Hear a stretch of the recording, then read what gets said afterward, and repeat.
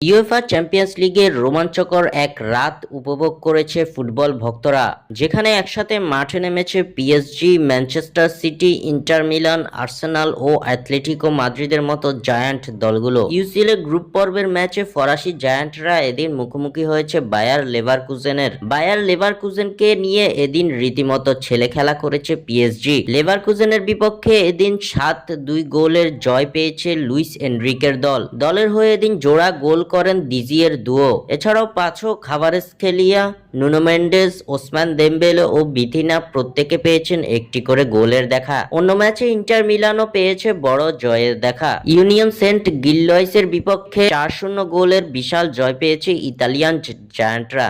দলের হয়ে একটি করে গোলের দেখা পেয়েছেন ডামফ্রিজ, লাউতারো মার্টিনেজ, চানহানলু ও এসপাসিতো।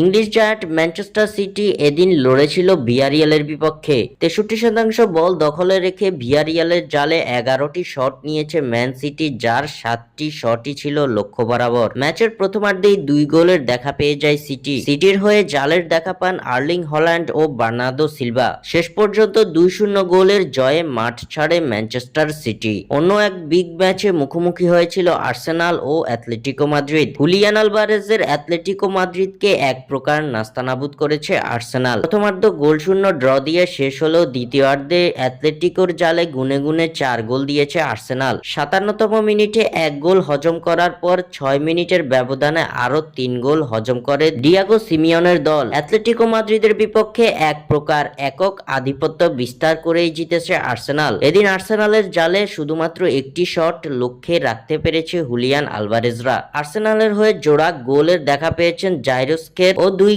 ব্রাজিলিয়ান তারকা গ্যাব্রিয়াল মেগালহাস ও গ্যাব্রিয়াল মার্টিনেলি। শেষ পর্যন্ত 4-0 গোলের বড় জয় তুলে নেয় মিকেল আর্তেতার দল। স্বাক্ষর থেকে সাদবিন ইসলাম।